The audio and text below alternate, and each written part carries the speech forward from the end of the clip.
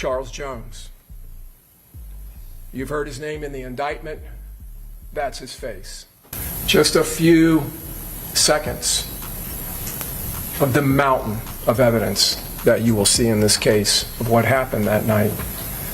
Evidence that will show you clearly that these co-conspirators hatched this murderous plot not minutes, not hours, but days before this. Ladies and gentlemen of the jury, there was no evidence whatsoever that Alicia Andrews killed Charles Jones. No evidence whatsoever that Alicia Andrews wanted Charles Jones dead. No evidence whatsoever that Alicia Andrews did anything to help that group of men kill Charles Jones. The trial for Julio Foolio's tragic case has officially begun, and things are getting wild. 5 individuals have been accused in connection with the rapper's death, but right now, only one of them is standing trial. The only woman in the group. Her name is Alicia Andrews, and her defense story is very different from the others. While the rest of the group reportedly claims complete innocence, Alicia's legal team is saying she was just in the wrong place at the wrong time. Alicia Andrews was on a weekend trip with her boyfriend with only one agenda: to be with her boyfriend. 2, Alicia Andrews is not in a gang. 3, with the exception of her boyfriend, Alicia Andrews. She allegedly admitted to being present when everything went down, but insists she had no idea what was about to happen. According to reports, Alicia said she was on vacation with her boyfriend when things suddenly took a dark turn. She claims her boyfriend, who's also connected to the same circle as rapper Youngeen Ace, made a terrible decision that she didn't know about. Prosecutors, however, believe otherwise. They say Alicia and her boyfriend were actually helping track Julio Foolio's movements that night. Investigators allege the two followed Fulio's car from club to club, keeping tabs on him and passing updates to others involved. They reportedly used Alicia's phone to make several calls during the night, which prosecutors claim were to coordinate the attack. Alicia's boyfriend, Isaiah Chance, is said to be an aspiring rapper trying to make a name for himself in the Florida scene. Prosecutors are now painting both Alicia and Isaiah as key players who helped set the stage for what happened next. This trial is already heating up, and everyone's waiting to see how Alicia's defense plays out in court. Did not know any of those men in that group, and none of those men in that group knew Alicia Andrews. As a matter of fact, if there was some conspiracy, Alicia Andrews was not in the loop because she was not in the group. 4, Alicia Andrews is not a part of the drill rap culture, nor the drill rap scene.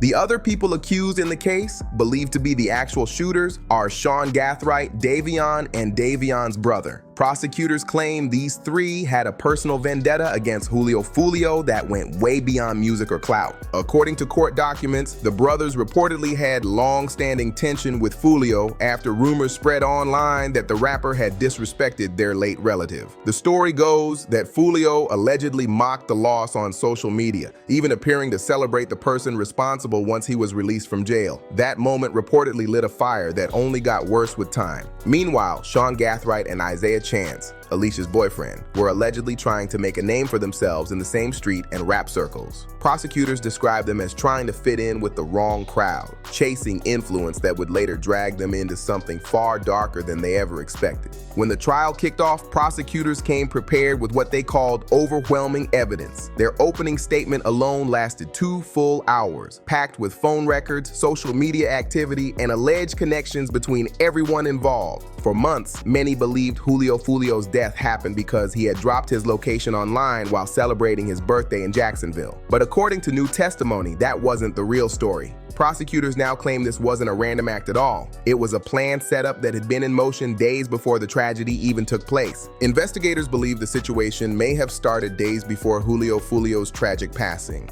According to reports, Fulio had shared a flyer promoting his birthday weekend event in Tampa, letting fans know where he'd be celebrating. That single post might have set everything in motion. Authorities now think the suspect saw that flyer, realized he'd be in Tampa, and decided to follow him there. They allegedly booked an Airbnb in the same area, planning to keep tabs on his movements throughout the night. Prosecutors say the group monitored Fulio's social media stories closely, waiting for the perfect moment to move, turning what should have been a birthday celebration into a setup planned behind the scenes. Meanwhile, Alicia Andrews is maintaining her innocence. Through her lawyers, she claims she had no idea about any of these alleged plans. Alicia insists she thought the Tampa Airbnb trip was just a weekend getaway with her boyfriend, Isaiah Chance. She says she didn't know he was watching Fulio's posts or communicating with anyone involved. According to Alicia's defense, she was simply along for the ride, unaware that anything criminal was being planned at all. During the trial, Alicia Andrews' defense attorney made quite an entrance.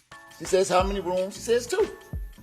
Now, there's some assumption on Detective Ramos' side that because Alicia Andrews asked for 2 rooms for this romantic getaway, as he claims it to be, was some indication that she intended for this other group of guys to come to the Airbnb with them.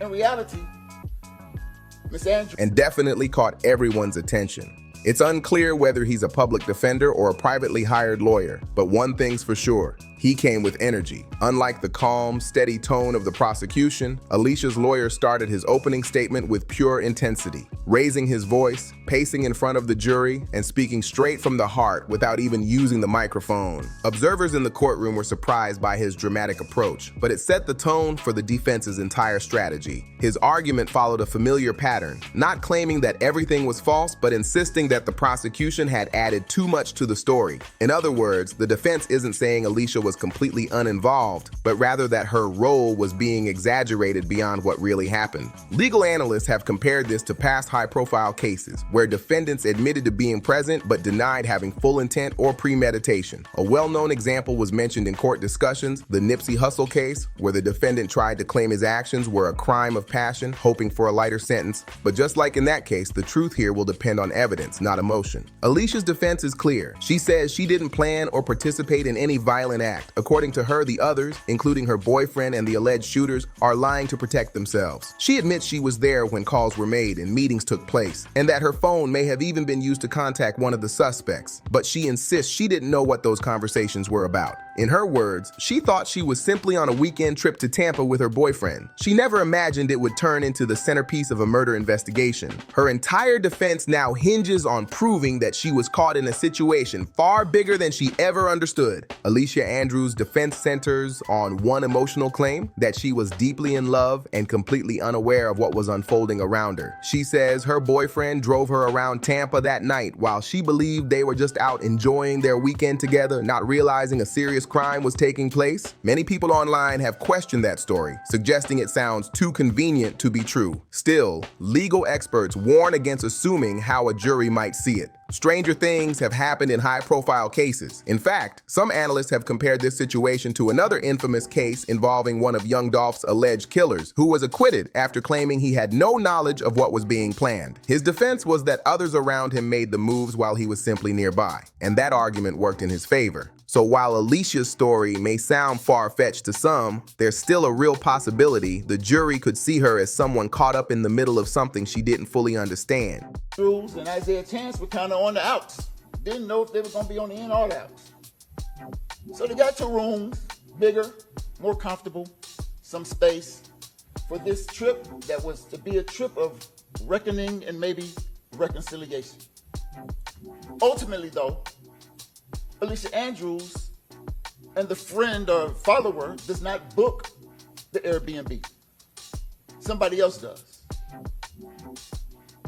According to investigators, though, the Tampa surveillance footage tells another story. When Alicia and her boyfriend stopped at a McDonald's earlier that night, she reportedly wasn't wearing any kind of disguise. But later, once the pair began following Julio Foolio's car near the club, she was suddenly seen wearing a mask. Detectives point to this change as possible proof that she knew more than she's admitting. Authorities believe this was when Alicia's actions shifted from innocent tagging along to potentially aiding a planned setup. That single decision, putting on that mask, could become one of the most critical moments in her entire case. Prosecutors are confident they figured out why Alicia Andrews was wearing that mask, and they're not buying her explanation one bit. In their view, she put it on to hide her identity, plain and simple. Investigators believe that if Julio Foolio had seen her face that night, he would have realized right away that something wasn't right, because she and her boyfriend had already been spotted around earlier. According to prosecutors, Alicia knew exactly what was unfolding, but her defense team came ready with a very different story. And it's one they're hoping the jury will believe. Alicia's lawyer argued that the mask wasn't part of any plan at all. Instead, it was because she was shy around new people. He told the court that Alicia and her boyfriend had gone out that night thinking they were heading to grab food. But instead, her boyfriend met up with Davion, one of the alleged shooters. When Davion got into the car, he reportedly took over the driver's seat, began smoking, and started calling the shots. Alicia supposedly became uncomfortable and anxious being around him, so she put on the mask to hide her face and calm her nerves. Her defense maintains that she wasn't trying to disguise herself for any criminal reason. She was simply overwhelmed. They say she kept the mask on later that night when they drove past the club where Fulio was celebrating because more people were around and she didn't want any attention. But prosecutors aren't convinced. They argue that the timing and behavior don't add up. Then there's the question about Alicia's phone, a major piece of evidence in the case. Records show her phone was used to contact the alleged shooters, and the prosecution claims this was part of coordinating Fulio's location. The defense, however, insists Alicia had no clue what those calls were about. They say her boyfriend, Isaiah Chance, was the one using her phone, and that she couldn't even understand what was being discussed on the line. The prosecution says this was no coincidence, while the defense says she was simply caught in the wrong situation with the wrong people. And that's exactly what the jury will have to decide. As the trial continued, more shocking details came to light, and the courtroom grew tense. Prosecutors revealed a full timeline pieced together from phone data, surveillance footage, and witness statements. According to their account, Alicia Andrews and her boyfriend Isaiah Chance allegedly spent the night before the incident circling several locations where Julio Foolio was known to hang out. Detectives say the pair stopped by multiple clubs, gas stations, and even a parking lot where Fulio's car had been spotted earlier.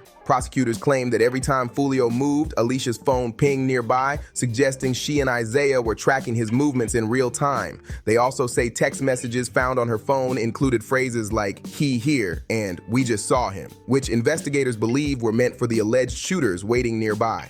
Alicia's defense team quickly pushed back, arguing that the texts were taken out of context. They said the messages were casual updates to friends during a night out, not coded communication. But prosecutors countered with phone records showing multiple late-night calls between Alicia's phone and Davion's number, the same time Fulio was last seen alive. The evidence painted a picture of coordination that the jury couldn't ignore, and tension in the courtroom grew with every new detail. Then came the moment that stunned everyone. A witness took the stand claiming they had seen Alicia's car near the scene just before the shooting. According to this witness, who was leaving a nearby restaurant, a dark vehicle matching the description of Alicia's rented car was parked across the street from the club where Fulio had been celebrating. The witness said they noticed two people sitting inside wearing masks, just watching. Prosecutors jumped on that testimony immediately, saying it backed up their theory that Alicia and Isaiah were playing lookout. But the defense tore into the statement, pointing out that the witness saw the car from a distance, at night, and during a busy weekend, raising serious questions about accuracy. Still, the jury could sense the unease. If that car was truly hers, it would be the clearest connection yet between Alicia and the fatal ambush that followed.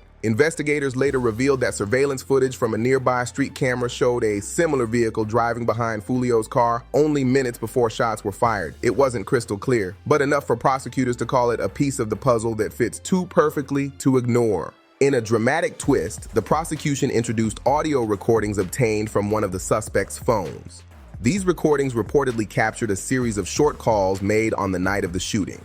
And one of those calls, investigators said, came from Alicia's device. The jury listened in silence as the recording was played in court. The audio was muffled, but the timestamps matched messages sent from Alicia's phone that same night. Prosecutors claimed that these calls were used to update the shooters on Fulio's exact location. This wasn't random, one attorney told the court. It was organized. It was planned. Alicia's defense attorney, however, was quick to counter. He argued that the voices on the recordings weren't clear and that there was no definitive proof Alicia was the one speaking. He insisted the phone could have easily been used by Isaiah without Alicia realizing what was happening. The defense painted her as a young woman manipulated by someone she trusted, unaware that she was being dragged into a deadly setup. By the time the prosecution rested its case, the courtroom was emotionally drained. The jury had been shown hours of footage, call logs, and text chains, but the defense wasn't done yet. They came out swinging with their own witnesses. Alicia's attorney brought in several character witnesses, including close friends and family, who described her as soft-spoken, loyal, and naive. They claimed she had no history of violence or involvement in criminal behavior. One friend testified that Alicia often avoided confrontation and had a habit of shutting down when she felt uncomfortable, echoing her lawyer's argument that she wore the mask out of nervousness, not guilt. To support that claim, the defense even showed old photos and videos of Alicia at social events wearing masks or hoodies in crowded places. "This is who she is," her lawyer said passionately. "Anxious, quiet, and shy. Not some criminal mastermind plotting someone's death." The courtroom was split, with some jurors nodding slightly while others scribbled notes. The fight between emotion and evidence was officially underway. Next, the prosecution called one of the lead detectives back to the stand, and that's when things got intense. The detective revealed that they had traced a rental car tied to Isaiah Chance directly to an address in Tampa used by the suspects. The vehicle's GPS data placed it at multiple key locations connected to Fulio's final hours. Inside the car, investigators found discarded drink cups, a black hoodie, and receipts that matched timestamps from the surveillance footage. When asked whether Alicia's fingerprints were found, the detective confirmed they were on one of the cups and the passenger door handle. The defense immediately objected, saying her prints being in the car proved nothing. After all, she was a passenger. But the prosecution used it to emphasize that Alicia wasn't just nearby. She was actively part of the movement that led up to the crime scene. This evidence caused murmurs across the courtroom. The jury appeared visibly uneasy as both sides clashed over what those prints really meant. One side saw them as proof of involvement, the other as normal traces of someone who never realized what was unfolding around her. The trial reached a boiling point when Alicia Andrews herself took the stand. All eyes were on her as she began to speak. Calm at first, then clearly emotional. She told the jury about her relationship with Isaiah Chance, saying she fell for him quickly and trusted him completely. "He made me feel like we were a team," she said tearfully. "I never thought he'd drag me into something like this." Alicia insisted that she didn't plan, discuss, or participate in any violent act. She admitted her phone was used to make calls that night, but claimed she didn't know who Isaiah was speaking to or why. "If I had known," she said, "I would have left. I would have never gone along with it." The courtroom was silent. Some jurors looked moved, others skeptical. The prosecutor pressed her hard, asking why she suddenly wore a mask if she didn't know what was happening. Alicia stuck to her story, saying she was shy, scared, and just doing what made her feel safe. Her testimony ended with a trembling voice as she said, "I didn't take anyone's life. I just loved the wrong person." The entire courtroom sat frozen, the weight of her words hanging heavy in the air as the case neared its final stretch. Legal experts aren't convinced by Alicia Andrews' story, well, not one bit. Many believe the jury won't easily buy her explanation either. The harsh reality is that if someone is inside a vehicle with the individuals who carried out a deadly shooting, the law often sees them as part of that act, even if they didn't personally pull the trigger. However, Alicia's situation has a twist. Prosecutors claim she was part of the surveillance team, not the group that physically committed the shooting. Her defense insists she was simply riding with her boyfriend, Isaiah Chance, unaware that he was coordinating with others behind her back. They argue that Isaiah was the one making the calls, passing along Fulio's location, and setting up the trap, not Alicia. But that still leaves the biggest question hanging. If she truly didn't know anything, why was she wearing a mask that night while following Fulio around Tampa? That single detail continues to shadow her case like a storm cloud, raising doubts the defense can't easily shake off. Whether the jury believes she was an innocent bystander or a silent participant could determine her entire future. And as this trial moves toward its verdict, all eyes remain on Alicia, the woman at the center of one of Florida's most shocking rap-related murder cases. If you want to stay updated on how this story unfolds, make sure to subscribe, like, share, and drop your thoughts in the comments below.